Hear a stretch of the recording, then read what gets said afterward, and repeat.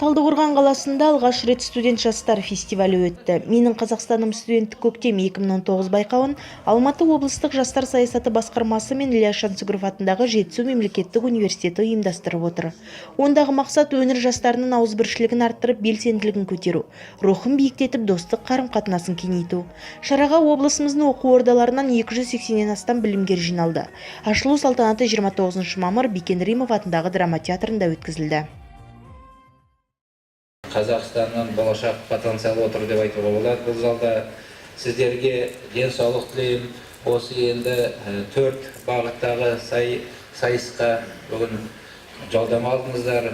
Сода енді осы негізінен жеңімпаздар емес, негізінен осы студенттің ынтымақтастық, достық жеңеді деп сенемін.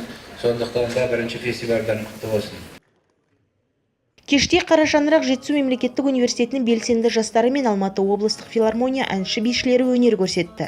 2 күнге созылатын байқау барысында қатысушылар 4 бағыт бойынша бақтарын сынайды. Патриоттық әндер байқауы, пікірсайыс турнирі, жайдарман ойындары және шағын футбол жарысы. Жетісу жастары өнер, білім, спорт сынды түрлі салалардан жан-жақты қамтылмақ.